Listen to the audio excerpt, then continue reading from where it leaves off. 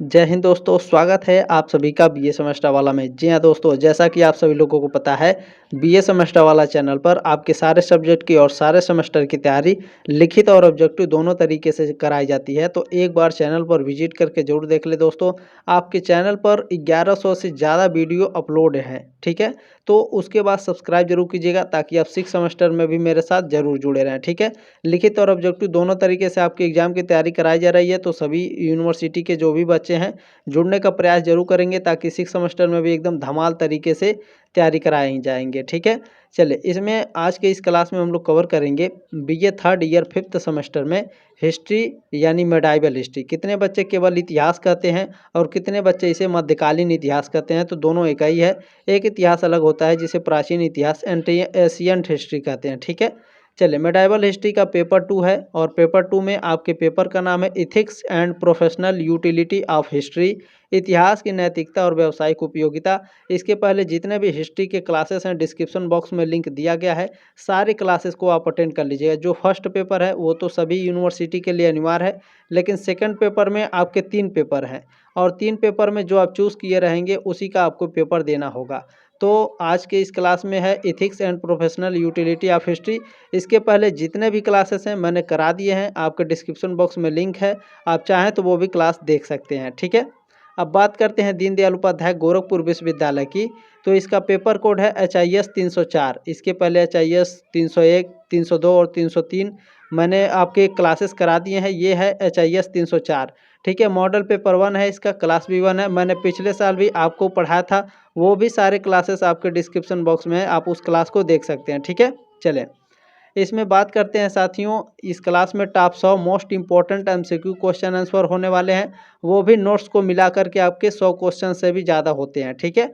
अब बात करते हैं एग्जाम की। तो देखिए, दीनदयाल उपाध्याय गोरखपुर विश्वविद्यालय है, डॉक्टर भीमराव अम्बेडकर यूनिवर्सिटी है, माँ सुकुमारी यूनिवर्सिटी है, राजा महेंद्र प्रताप सिंह स्टेट यूनिवर्सिटी है, सिद्धार्थ यूनिवर्सिटी है। लगभग 40% कॉलेज में आपके ऑब्जेक्टिव एग्जाम होंगे, 60% कॉलेज में लगभग लगभग आपके लिखित एग्जाम होंगे, ठीक है। तो ध्यान रखेंगे लिखित एग्जाम कहाँ कहाँ, जैसे मान लीजिए राम मनोहर लोहिया अवध विश्वविद्यालय है और वीर बहादुर सिंह पूर्वांचल यूनिवर्सिटी है।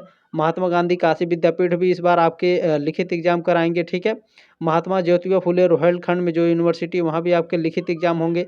छत्रपति साहू जी महाराज यूनिवर्सिटी है, ठीक है। अब बहुत सारे ऐसे कॉलेज हैं जहाँ पर आपके लिखित एग्जाम होंगे। तो जिनका लिखित एग्जाम है उनका मॉडल पेपर जल्दी आने वाला है और जिनका ऑब्जेक्टिव साथियों वो चले स्टार्ट करते हैं आज की क्लास, ठीक है। चले, आज के इस क्लास में साथियों हम लोग पहला क्वेश्चन कवर करेंगे कि कबीरदास किसके समकालीन थे, गुरु नानक देव के या सिकंदर लोदी के या फिर दोनों के।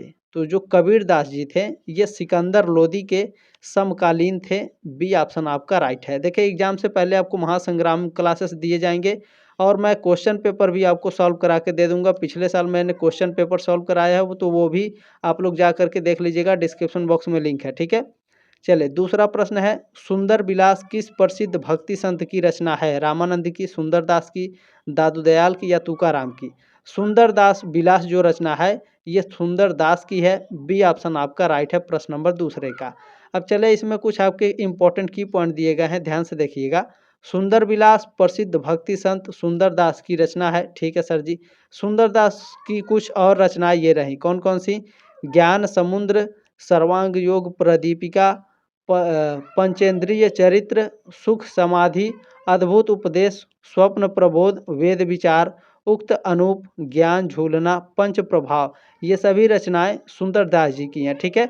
और ये सारे की पॉइंट, ये सारे नोट्स और PDF आपको बिल्कुल फ्री में मिलेंगे। कहाँ मिलेंगे सर जी, टेलीग्राम ग्रुप का लिंक दिया गया है डिस्क्रिप्शन बॉक्स में, ज्वाइन कर लीजिए। वहाँ पे वीडियो के ठीक नीचे आपको मैं PDF और नोट्स दोनों भेज देता हूँ, तो आप वहाँ से डाउनलोड कर लीजिएगा। आपका रिवीजन भी होता रहेगा और ये सारे नोट्स और PDF आपको बिल्कुल फ्री में मिलेंगे। और आपकी यूनिवर्सिटी से संबंधित जितने भी जानकारी रहती है वो टेलीग्राम ग्रुप में ही दी जाती है, क्योंकि वीडियो बनाना बार बार पॉसिबल नहीं हो पाता है। तो ज़रूर ज्वाइन कर लीजिएगा टेलीग्राम ग्रुप, ठीक है। चलें, आगे बढ़ते हैं। तीसरा प्रश्न आपका इसमें पूछा गया है, गुरु नानक का जन्म स्थान तलवंडी के किस नदी के तट पर स्थित है। यानी गुरु नानक जी का जन्म तलवंडी में हुआ था। तो जो तलवंडी है वो किस नदी के किनारे है, सतलज नदी के, झेलम नदी के, व्यास नदी के या फिर रावी नदी के किनारे है। बिल्कुल, रावी नदी के किनारे। गुरु नानक का जन्म तलवंडी के रावी नदी के किनारे हुआ था। डी ऑप्शन आपका राइट है, रावी नदी के तट पर स्थित है तलवंडी, ठीक है। चलें, प्रश्न नंबर 4 आपका पूछा गया है, निम्नलिखित में से कौन एक संत कृष्ण भक्ति शाखा, ठीक है, कृष्ण भक्ति शाखा में विश्वास रखने वाला था? दादू, नानक, रैदास या सूरदास? बताइए। बिल्कुल, जो सूरदास थे ये कृष्ण भक्ति शाखा में विश्वास रखते थे। डी ऑप्शन आपका राइट है। प्रश्न नंबर 5 आपका पूछा गया है, भारत में आने वाला प्रारंभिक सूफी सिलसिला था? चिश्ती, सुहरावर्दी, कादिरी या फिर नक्शबंदी? कौन सूफी सिलसिला था जो भारत में सबसे पहले आया था? बताइए, आप सभी लोग बताइए। बिल्कुल, चिश्ती जो था, ये चिश्ती सूफी सिलसिला ये सबसे पहले भारत में आया था। ए ऑप्शन आपका राइट है। अब चलिए इसके बारे में जान लीजिए, जो आपके एग्जाम में प्रश्न इससे पूछे जाएंगे। देखें, भारत में आने वाला पहला सूफी सिलसिला चिश्ती था। ख्वाजा मुइनुद्दीन चिश्ती ने 12वीं शताब्दी में भारत में चिश्ती सूफी मत की स्थापना की थी। वे शिहाबुद्दीन गोरी के साथ 1192 ईस्वी में भारत आए थे। ख्वाजा मुइनुद्दीन चिश्ती को हजरत ख्वाजा गरीब नवाज के नाम से भी जाना जाता है। ठीक है, आपके एग्जाम में पूछा जाता है कि जो ख्वाजा मुइनुद्दीन चिश्ती ये भारत कब आए थे? 1192 ईस्वी में। किसके साथ? शिहाबुद्दीन गोरी के साथ आए थे। इनका दूसरा नाम क्या है? हजरत ख्वाजा गरीब नवाज के नाम से भी इनको जाना जाता है। ठीक है, चले अगला प्रश्न है, छठा प्रश्न आपका पूछा गया है, सूफी संतों के अलग अलग स्कूल अथवा संप्रदाय को किस नाम से जाना जाता था? तो इसको कलंदर के नाम से जाना जाता था। बी ऑप्शन आपका राइट है। प्रश्न नंबर 7 आपका पूछा गया, पृथ्वीराज चौहान के समकालीन सूफी संत कौन था? तो देखिए, ख्वाजा मुइनुद्दीन चिश्ती जो थे ये पृथ्वीराज चौहान के समकालीन सूफी संत थे। ए ऑप्शन आपका राइट है। प्रश्न नंबर 8 आपका क्या पूछा गया है, निम्नलिखित में से कौन एक जोड़ी सही नहीं है? चलिए देखते हैं साथियों, कौन सा जोड़ी सही नहीं है। आत्मीय सभा की स्थापना राजा राम मोहन राय ने की थी, बिल्कुल राइट है। भारतीय ब्रह्म समाज केशव चंद्र सेन ने की थी, बिल्कुल राइट आंसर है। तत्वबोधिनी सभा केशव चंद्र सेन ने की थी, ये आपका गलत है। देखिए, जो तत्वबोधिनी सभा है इसके संस्थापक देवेंद्रनाथ टैगोर थे। ठीक है, 6 अक्टूबर 1839 को कोलकाता में तत्वबोधिनी सभा की स्थापना देवेंद्रनाथ टैगोर ने की थी। ठीक है, केशव चंद्र सेन ने नहीं की थी। बाकी यंग बंगाल आंदोलन डेरेंजियो ने की थी, ये भी आपका राइट है। यानी कौन सा जोड़ी सही नहीं है? तो सी ऑप्शन आपका सही नहीं है। तत्वबोधिनी सभा की स्थापना किसने की, पूछा जाता है। तो देवेंद्रनाथ टैगोर ने की थी। कहाँ की थी? कलकत्ता में। कब की थी? 6 अक्टूबर 1839 को। प्रश्न नंबर 9 आपका पूछा गया, खालसा पंथ के संस्थापक थे? गुरु गोविंद सिंह खालसा पंथ के संस्थापक थे। ऑप्शन नंबर ए राइट है। अब चलिए इसके बारे में थोड़ा सा जान लेते हैं, जो आपके एग्जाम में पूछा जाएगा। खालसा पंथ की स्थापना गुरु गोविंद सिंह ने की थी। ठीक है सर जी, गुरु गोविंद सिंह सिख धर्म के 10वें गुरु थे। आपके एग्जाम में पूछा जाता है गुरु गोविंद सिंह कौन से गुरु थे सिख धर्म के? तो 10वें गुरु थे। उन्होंने 9 अप्रैल 1699 को बैसाखी के दिन आनंदपुर साहिब में खालसा पंथ की स्थापना की थी। पूछा जाता है खालसा पंथ की स्थापना गुरु गोविंद सिंह ने कहाँ की थी? आनंदपुर में की थी। ठीक है, ध्यान रखेंगे, आनंदपुर साहिब में खालसा पंथ की स्थापना की थी। कब करी थी? 9 अप्रैल 1699 को। चलिए 10वां प्रश्न आपका पूछा गया, निम्नलिखित में से किस वैष्णव संत का जन्म वाराणसी में हुआ है? वल्लभाचार्य का, चैतन्य महाप्रभु का, रामानंद का या नामदेव का? बताइए। बिल्कुल, रामानंद जी का जो जन्म है वह आपके वाराणसी यानी काशी में हुआ है। सी ऑप्शन आपका राइट है। और ये सभी वैष्णव संत थे रामानंद। ठीक है, ध्यान रखेंगे। 11 नंबर प्रश्न है, शेख निजामुद्दीन औलिया किस सूफी संप्रदाय से संबंधित थे? तो ये चिश्ती संप्रदाय से संबंधित थे। ए ऑप्शन आपका राइट है। प्रश्न नंबर 12 आपका क्या पूछा गया है, निम्नलिखित संतों में से किसे उसके अनुयायी विष्णु का अवतार मानते थे? तो साथियों, जो आपके रामानंद थे, तो रामानंद के जो अनुयायी थे इनको विष्णु का अवतार मानते थे, रामानंद को। ठीक है, बी ऑप्शन आपका करेक्ट है। प्रश्न नंबर 13 आपका पूछा गया है, बीजक किसके वचनों का संग्रह है? तो जो बीजक है साथियों, ये आपके कबीरदास जी के वचनों का संग्रह है। बी ऑप्शन आपका राइट है। अब चलिए इसके बारे में थोड़ा सा बता देते हैं, ध्यान रखेंगे आप लोग। बीजक संत कबीरदास की वाणियों का संग्रह है। इसे कबीर पंथ की पवित्र पुस्तक माना जाता है। कबीरदास के शिष्य धर्मदास ने उनकी वाणियों को इकट्ठा करके बीजक नाम से ग्रंथ तैयार किया था। इसमें साखी, शबद और रामायणी जैसे 3 मुख्य भाग हैं। ठीक है, अब समझ में आया। कबीरदास के शिष्य कौन थे? धर्मदास। तो धर्मदास ने जो कबीरदास जी अपने द्वारा बोले गए वाणी थे, कबीरदास की जो कबीरदास जी थे, इनके द्वारा जो बोला गया वाणी था, इनको इकट्ठा करके इनके जो चेले थे, शिष्य थे धर्मदास, ये उनकी वाणियों को इकट्ठा करके बीजक नाम का ग्रंथ तैयार किए थे। और उसमें साखी, शबद और रामायण जैसे 3 मुख्य भाग हैं। ये बात आप लोग ध्यान रखेंगे। ठीक है, चलें।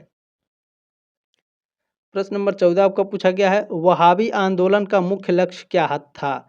वहाबी आंदोलन का मुख्य लक्ष्य था इस्लाम को शुद्ध करना। बी ऑप्शन आपका राइट है। प्रश्न नंबर 15 आपका क्या पूछा गया है, इल्मे इलाही मुहम्मदी नामक रहस्यवादी सिद्धांत का प्रतिपादन किस सूफी संत ने किया था? तो आपका ख्वाजा मीर दर्द ने किया था। ए ऑप्शन आपका राइट है। प्रश्न नंबर 16 आपका क्या पूछा गया है, सिख परंपरा के अनुसार निम्नलिखित में से किस सूफी संत को हर मंदिर की स्थापना का श्रेय दिया जाता है?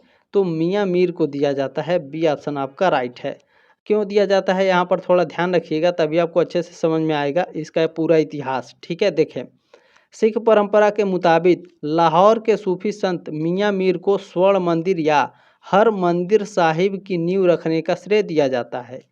सिखों के चौथे गुरु रामदास ने स्वर्ण मंदिर का निर्माण शुरू किया था। ठीक है, कुछ स्रोतों के मुताबिक गुरु रामदास ने दिसंबर 1588 में लाहौर के सूफी संत मियाँ मीर से इस गुरुद्वारे की नींव रखवाई थी। ठीक है, अब आपको इतिहास समझ में आया। मियाँ मीर कादरी सिलसिले के सूफी थे और शाहजहाँ के बड़े शहजादे दारा सिकोह के आध्यात्मिक गुरु थे। ठीक है, दारा सिकोह के गुरु कौन थे? मियाँ मीर थे। पूछा जाता है तो ध्यान रखेंगे। प्रश्न नंबर 17, इसीलिए मैं बोल रहा था कि आप लोग इसका पीडीएफ जरूर डाउनलोड कर लीजिएगा। ठीक है, ये सारे नोट्स आपको फ्री में मिलेंगे, आपको एक भी पैसा नहीं देना है, तो फ्री का है भैया, तो आराम से इसका लाभ उठाइए। ठीक है, चले, हालांकि जो फ्री का होता है बच्चे उस पर ध्यान नहीं देते हैं। पांडिचेरी का संत किसको माना जाता है? पांडिचेरी का संत साथियों अरविंदो घोष को माना जाता है। बी ऑप्शन आपका राइट है। ठीक है, अरविंद घोष को पांडिचेरी का संत माना जाता है, ध्यान रखेंगे। प्रश्न नंबर 18 है, अरविंद घोष निष्क्रिय प्रतिरोध के कई साधनों का उल्लेख करते हैं जिसमें शामिल नहीं है। क्या शामिल नहीं है? सैद्धांतिक का विरोध आपका शामिल नहीं है। सी ऑप्शन आपका राइट है। प्रश्न नंबर 19 क्या पूछा गया, किसने कहा कि ये स्टेटमेंट किसका है कि भारत अरविंद के माध्यम से संसार को अपना संदेश देगा? ये स्टेटमेंट रविंद्रनाथ टैगोर का है। ए ऑप्शन आपका राइट है। प्रश्न नंबर 20 आपका क्या पूछा गया है, अरविंद घोष को भारतीय राजनीति विचारकों में सुयोग्यतम व सर्वोत्कृष्ट किसने बनाया? बताइए किसने बनाया? तो डॉक्टर राधा कृष्णन ने बनाया। ए ऑप्शन आपका राइट है। प्रश्न नंबर आपका 21 क्या पूछा गया है, अरविंद घोष की प्रमुख पुस्तकें हैं एसेस ऑफ गीता, सावित्री और राजयोग। ये तीनों आपकी अरविंद जी की पुस्तकें हैं। डी ऑप्शन आपका करेक्ट है। अब यहाँ आप लोग ध्यान रखिएगा, यहाँ मैंने कई सारे पुस्तकों के बारे में बताया गया है। देखें, महर्षि अरविंद घोष की प्रमुख पुस्तकें ये हैं, कौन कौन सी? दिव्य जीवन, सावित्री, जिसे सावित्री जो है पदनुमा है। ठीक है, योग समन्वय, श्री अरविंद अपने विषय में, माता, भारतीय संस्कृति के आधार, वेद रहस्य, केन एवं अन्याय उपनिषद, ईशोपनिषद, गीता प्रबंध, ये सभी रचनाएं आपकी महर्षि अरविंद की हैं। प्रश्न नंबर 22 पूछा गया है, आध्यात्मिक राष्ट्रवाद के सिद्धांत का प्रतिपादन किया किसने किया? महर्षि अरविंद ने। बी ऑप्शन आपका करेक्ट है। प्रश्न नंबर 23 आपका पूछा गया है, राष्ट्रवाद एक राजनीतिक क्रियाकलाप न होकर मनुष्य का धर्म है, यह कथन संबंधित है। ये स्टेटमेंट किसने दिया था भैया? ये स्टेटमेंट महर्षि अरविंद ने दिया था। ए ऑप्शन आपका राइट है। प्रश्न नंबर 24 क्या पूछा गया है, महर्षि अरविंद के दर्शन पर प्रभाव पड़ा था वेदांत का या फिर गीता का? तो जो महर्षि अरविंद हैं, इनके दर्शन पर प्रभाव वेदांत और गीता दोनों का पड़ा था। तो सी ऑप्शन आपका राइट है। प्रश्न नंबर 25 आपका पूछा गया, शिकागो में विश्व धर्म संसद किस वर्ष आयोजित की गई थी? शिकागो में विश्व धर्म संसद या फिर विश्व धर्म सम्मेलन, इसकी जो स्थापना हुई थी 1893 में हुई थी। डी ऑप्शन आपका राइट है। प्रश्न नंबर 26 आपका पूछा गया है, स्वामी विवेकानंद का जन्म तिथि है, तो आप सभी लोग जानते हैं 12 जनवरी को स्वामी विवेकानंद जी का जन्म हुआ था। कब हुआ था? 1863 में। अच्छा, यहाँ कुछ गलती है, नहीं ठीक है। देखिए, शिकागो में विश्व धर्म सम्मेलन 1893 में हुआ था और 1863 में स्वामी विवेकानंद जी का जन्म हुआ था 12 जनवरी के दिन। ठीक है, और हर साल 12 जनवरी को युवा दिवस मनाया जाता है हमारे प्यारे देश भारत में। ठीक है, ध्यान रखेंगे, राष्ट्रीय युवा दिवस मनाया जाता है 12 जनवरी को। ए ऑप्शन आपका राइट है। प्रश्न नंबर 28 आपका पूछा गया है, हे शरीर मन हे शरीर मन और बुद्ध के स्वामी, जब शरीर के साथ कुछ जुड़ता है तो शरीर महावीर बनता है, यह कथन है। ये स्टेटमेंट अरविंद घोष का और स्वामी विवेकानंद दोनों लोगों का है। सी ऑप्शन आपका राइट है। सॉरी, यहाँ पे गलती हो गई। देखिए, हे शरीर मन और बुद्ध के स्वामी, जब शरीर के साथ कुछ जुड़ता है तो शरीर महावीर बनता है, यह कथन स्वामी विवेकानंद जी का है। ठीक है, बी ऑप्शन आपका राइट है। महर्षि अरविंद घोष का नहीं है। ठीक है, महर्षि अरविंद घोष का नहीं है, स्वामी विवेकानंद ने ये स्टेटमेंट दिया था, इन्होंने कहा था। ठीक है, बी ऑप्शन आपका राइट है। बहुत बहुत सॉरी इसके लिए, लेकिन विवेकानंद आपका राइट आंसर है। ठीक है, चलें, देखिए कभी कभी हम लोगों से भी थोड़ा सा मिस्टेक हो जाता है, तो आप लोग थोड़ा मैनेज करेंगे, बाकी आपको राइट आंसर बताया जाएगा। ठीक है, चले। अच्छा, आप लोगों का ये आपसे रिक्वेस्ट है कि आप इस क्लास को, ठीक है, ये जो मॉडल पेपर है व्हाट्सएप पर ज़रूर सेंड कर दीजिएगा। व्हाट्सएप, फेसबुक, इंस्टाग्राम, ट्विटर, जहाँ भी आप सेंड करना चाहें इसे ज़रूर सेंड करिएगा अपने साथियों के साथ, इसे साझा ज़रूर करेंगे। ठीक है दोस्तों, एक लाइक ज़रूर कर दीजिएगा, क्योंकि लाइक से क्या होता है, यूट्यूब इस क्लास को आगे रिकमेंड करता है बाकी बच्चों के पास। तो लाइक भी ज़रूर कीजिएगा, क्योंकि आप लोगों के लिए बहुत ही दिन रात मेहनत की जाती है। चले, स्वामी विवेकानंद का जन्म कलकत्ता महानगर के किस मोहल्ले में हुआ था या फिर किस शहर में हुआ था? ध्यान रखेंगे इस तरह से। तो सिमुलिया नामक गांव में हुआ था, इस तरह से भी आप ध्यान रखेंगे। ठीक है, चले। प्रश्न नंबर 30 आपका पूछा गया है, महात्मा गांधी का जन्म दिवस किस तिथि को मनाया जाता है? तो देखिए, महात्मा गांधी का जन्म तो आप सभी लोग जानते हैं 2 अक्टूबर को मनाया जाता है। ठीक है सर, लेकिन इनका जन्म हुआ था 2 अक्टूबर 1869 को पोरबंदर में। ठीक है, तो 2 अक्टूबर को हर साल गांधी जी का जन्म दिवस मनाया जाता है। लाल बहादुर शास्त्री का भी जन्म दिवस 2 ही अक्टूबर को मनाया जाता है। ठीक है, ध्यान रखेंगे। प्रश्न नंबर आपका 31 पूछा गया है, साबरमती आश्रम की स्थापना गांधी जी ने कहाँ की थी? अहमदाबाद में, उत्तर प्रदेश में, गुजरात या बिहार में? तो अहमदाबाद में साबरमती आश्रम की स्थापना की थी गांधी जी ने। ये ऑप्शन आपका राइट है। पूछता है, साबरमती आश्रम की स्थापना गांधी जी ने किस वर्ष की थी? तो ध्यान रखेंगे किस वर्ष की थी, चलिए जानते हैं। देखें, महात्मा गांधी ने साबरमती आश्रम की स्थापना गुजरात के अहमदाबाद के कोरचब में की थी। ठीक है, अच्छा, कभी कभी ऑप्शन में आपके अहमदाबाद नहीं देता है, कोरचब लिख करके देता है। मैंने थर्ड सेमेस्टर में पढ़ाया है बच्चों को, तो वहाँ कोरचब लिखा हुआ था। ठीक है, अहमदाबाद नहीं लिखा, तो ध्यान रखेंगे अहमदाबाद के कोरचब में की थी। ठीक है, और कब की थी ये लोग आप लोग कमेंट करके बताएंगे। ठीक है, चलें। प्रश्न नंबर 32 है, गांधी जी दक्षिण अफ्रीका से कब भारत लौटे थे? 1915 में। ये आप लोगों को अच्छे तरीके से याद होगा, ये ऑप्शन आपका राइट है। अच्छा, यहाँ पर आप लोग ध्यान रखिएगा। देखिए, महात्मा गांधी 9 जनवरी, डेट याद रखिएगा, डेट भी आपके एग्जाम में पूछा जाता है, क्योंकि आप 5th सेमेस्टर में हैं, इसके बाद 6th सेमेस्टर में जाएंगे, ये लास्ट ईयर है आपका। ठीक है, तो ये प्रश्न का लेवल ऊपर रहेगा। तो 9 जनवरी 1915 को दक्षिण अफ्रीका से भारत लौटे थे महात्मा गांधी जी। इस दिन को हर साल प्रवासी भारतीय दिवस के रूप में मनाया जाता है। आपके एग्जाम में पूछा जाता है प्रवासी भारतीय दिवस कब मनाया जाता है? हर साल 9 जनवरी को। प्रश्न नंबर 33 है, महात्मा गांधी कब भारतीय राष्ट्रीय कांग्रेस के अध्यक्ष बने? तो 1924 में। ठीक है, महात्मा गांधी भारतीय राष्ट्रीय कांग्रेस के अध्यक्ष बने थे। अच्छा, किस अधिवेशन में बने थे, ये भी आपको पूछा जाता है। ठीक है, किस अधिवेशन में महात्मा गांधी आपके भारतीय राष्ट्रीय कांग्रेस के अध्यक्ष बने थे 1924 में? तो ये आप लोग कमेंट करके जरूर बताएंगे। ठीक है, चलें। प्रश्न नंबर 34 है आपका, गांधी जी को ब्रिटिश सरकार ने कब कैसर हिंद उपाधि से सम्मानित किया था? तो 1915 ईस्वी में ब्रिटिश सरकार ने महात्मा गांधी को कैसर हिंद की उपाधि दी थी। ये ऑप्शन आपका राइट है। प्रश्न नंबर आपका 35 क्या पूछा गया है, देखें। ये कथन किसने कहा है, यानी ये स्टेटमेंट किसने दिया है कि ऐसे जियो जैसे कि तुम कल मरने वाले हो, ऐसे सीखो कि तुम हमेशा के लिए जीने वाले हो। यह कथन महात्मा गांधी जी का है। ए ऑप्शन आपका राइट है।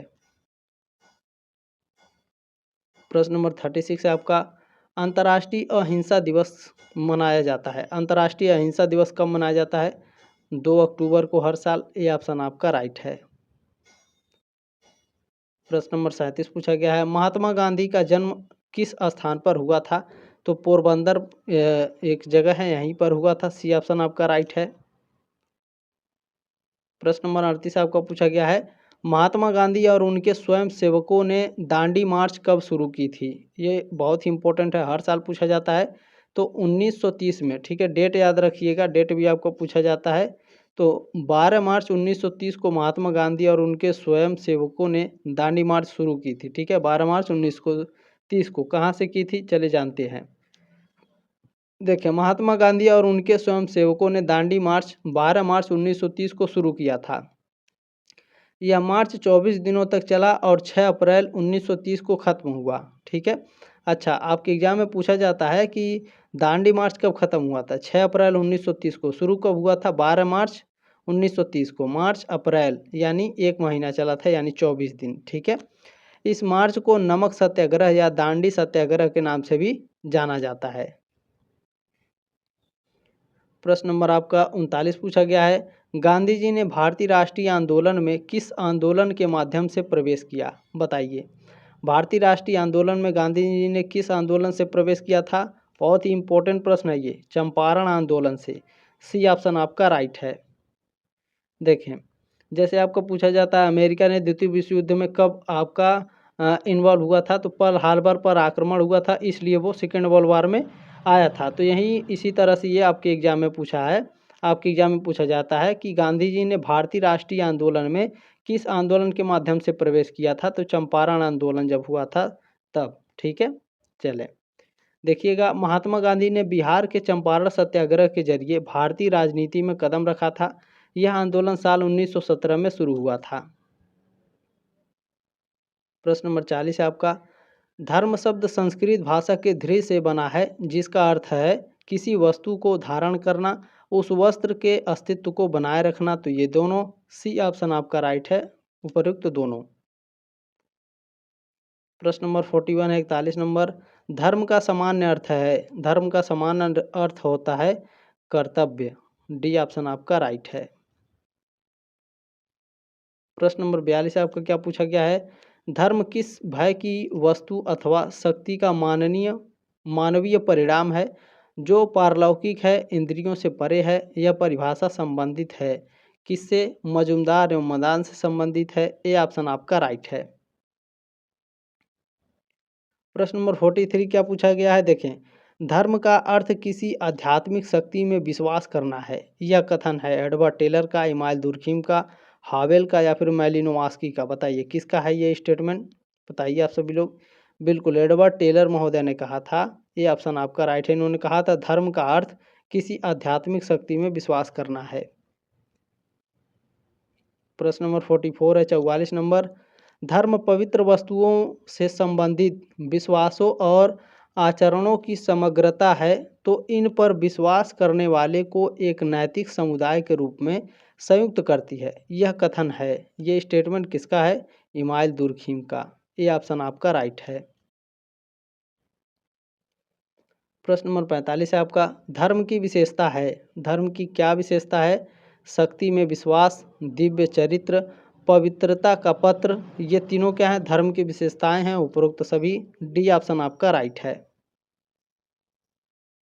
प्रश्न नंबर 46 पूछा गया है, वर्तमान शिक्षा प्रणाली मनुष्य को मीरू व कायर बनाती है। यह कथन है, ये स्टेटमेंट स्वामी विवेकानंद ने दिया था। सी ऑप्शन आपका राइट है। प्रश्न नंबर 47 है, उठो जागो और तब तक न रुको जब तक कि अपने ध्येय की पूर्ति न कर लो। किसका कथन है? तो स्वामी विवेकानंद का। सी ऑप्शन आपका राइट है। प्रश्न नंबर 48 आपका पूछा गया है, ऋग्वेद में कुल ऋचाओं यानी मंत्रों की संख्या। देखिए, ऋग्वेद में ऋचाओं को मंत्र कहा जाता है, ध्यान रखेंगे। तो ऋग्वेद में कुल 10,580 मंत्र हैं, सी ऑप्शन आपका राइट है।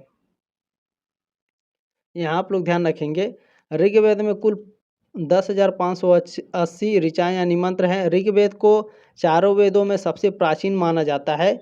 इसे विश्व का सबसे प्राचीन ग्रंथ माना जाता है। ठीक है, पूछा जाता है विश्व का सबसे प्राचीन ग्रंथ कौन सा है? ऋग्वेद है। ऋग्वेद में 10 मंडल हैं और इसमें 1028 सूक्त हैं। ऋग्वेद में मंत्रों को सूक्त कहा जाता है, ये बात ध्यान रखेंगे। चलिए प्रश्न नंबर 49 है, सामवेद में किसका उल्लेख है? मंत्र का, जादू का, आयुर्वेद का या संगीत का? सामवेद में संगीत का उल्लेख है, डी ऑप्शन आपका राइट है। प्रश्न नंबर 50 है, भारतीय संगीत का जनक किस वेद को कहते हैं?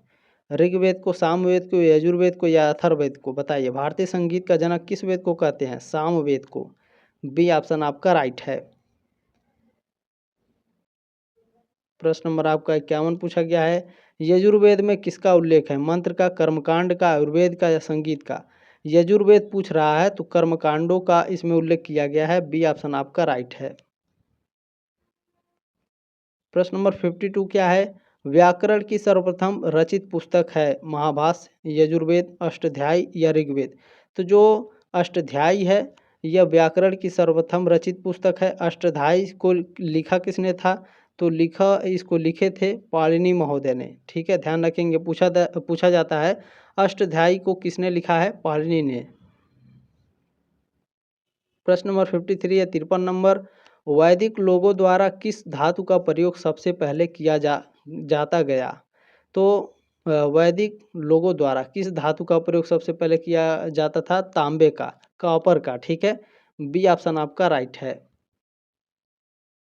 देखिए प्रश्न नंबर 54 है, 54 नंबर, वेद का शाब्दिक अर्थ है बुद्धिमान, कुशलता, ज्ञान या फिर शक्ति? बहुत ही इंपॉर्टेंट प्रश्न है। तो वेद का अर्थ होता है या वेद का शाब्दिक अर्थ होता है ज्ञान, सी ऑप्शन आपका राइट है। प्रश्न नंबर आपका 55 पूछा गया है, ऋग्वेद में अधन्य शब्द का प्रयोग किस पशु के लिए किया गया? गाय, घोड़ा, बकरी या हाथी? अघन्या शब्द जो है गाय के लिए प्रयोग किया गया है, या फिर अघन्य शब्द या अधन्य शब्द? तो ए ऑप्शन आपका राइट है। प्रश्न नंबर आपका 56 पूछा गया है, कृष्ण भक्ति का प्रथम एवं प्रधान ग्रंथ किसे माना जाता है? कृष्ण भक्ति का प्रथम एवं प्रधान ग्रंथ किसे माना जाता है? तो श्रीमद् भागवत गीता को माना जाता है, सी ऑप्शन आपका राइट है। प्रश्न नंबर आपका 57 पूछा गया है, आर्यों ने सबसे पहले किस धातु को खोजा था? सोना, चांदी, तांबा या लोहा को? तो आर्यों ने सबसे पहले लोहा खोजा था, डी ऑप्शन आपका राइट है। प्रश्न नंबर आपका 58 है, 58 नंबर, योग दर्शन का प्रतिपादक किसने किया? मनु, विश्वामित्र, पतंजलि महोदय या फिर भर्तृहरि? योग दर्शन, ध्यान रखेंगे, योग दर्शन जब भी पूछेगा तो महर्षि पतंजलि ने योग दर्शन को प्रतिपादित किया था, सी ऑप्शन आपका राइट है। अच्छा, रामदेव बाबा कौन है? तो ये पतंजलि प्रोडक्ट बताते हैं, तो उसी से आप ध्यान रखेंगे। पतंजलि यानी महर्षि पतंजलि जो है, पतंजलि ये योग दर्शन क्या जो आपके बाबा हैं, कौन है बाबा? रामदेव। क्या करते हैं? योगा करते हैं। तो वो कौन सा प्रोडक्ट बेचते हैं? पतंजलि। तो योग दर्शन का प्रतिपादन किसने किया है? पतंजलि महोदय ने, यानी महर्षि पतंजलि ने। सी ऑप्शन आपका राइट है।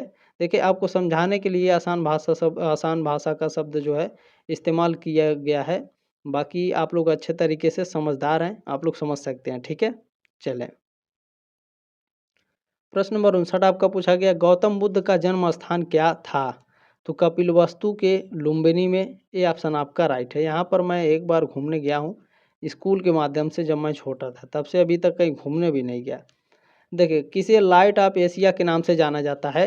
तो महात्मा बुद्ध को लाइट ऑफ एशिया के नाम से जाना जाता है, सी ऑप्शन आपका करेक्ट है। चलिए अगला प्रश्न देखते हैं क्या पूछा गया है। अगला प्रश्न है, गौतम बुद्ध के बचपन का क्या नाम था? तो इनके बचपन का नाम गौतम बुद्ध के शुद्धोधन था, बी ऑप्शन आपका राइट है। प्रश्न नंबर 62 क्या है? सिद्धार्थ के गृह त्याग की घटना को बौद्ध धर्म में क्या कहा जाता है? महापरिनिर्वाण, महाभिनिष्क्रमण, धर्मचक्र परिवर्तन या कोई नहीं? देखें, सिद्धार्थ के गृह त्याग की घटना को बौद्ध धर्म में महाभिनिष्क्रमण कहा जाता है। बी ऑप्शन आपका राइट है। चलिए, प्रश्न नंबर आपका 63 क्या पूछा गया है? बुद्ध ने अपने प्रथम गुरु से कौन सी शिक्षा प्राप्त की? सम्यक संकल्प, सांख्य दर्शन, सम्यक कर्म या फिर सम्यक स्मृति? बहुत ही इंपॉर्टेंट प्रश्न है ये। देखें, बुद्ध ने अपने प्रथम गुरु से, ठीक है, कौन सी शिक्षा प्राप्त की थी? तो सांख्य दर्शन की शिक्षा प्राप्त की थी। बी ऑप्शन आपका राइट है। प्रश्न नंबर आपका 64 पूछा गया है, किस राज्य में फोडोग बौद्ध मठ स्थित है? किस राज्य में स्थित है? तो देखिए, सिक्किम में, ठीक है, सिक्किम में फोडोग बौद्ध मठ स्थित है। डी ऑप्शन आपका राइट है। ये आपके कॉम्पिटिटिव एग्जाम में भी पूछा जाता है, ठीक है, तो इसको भी आप लोग ध्यान रखेंगे। तो दोस्तों, ये आपको क्लास बहुत ही अच्छा लगा होगा, जानकारी भी अच्छी लगी होगी, तो प्लीज़ इस क्लास को एक लाइक ज़रूर कीजिएगा, सब्सक्राइब जरूर कीजिएगा, ताकि आप 6 सेमेस्टर में भी मेरे साथ ज़रूर जुड़े रहें। इस क्लास को आगे ज़रूर शेयर करिएगा साथियों। जल्दी मिलते हैं आपके मॉडल पेपर 2 में। तब तक के लिए जय हिंद, वंदे मातरम।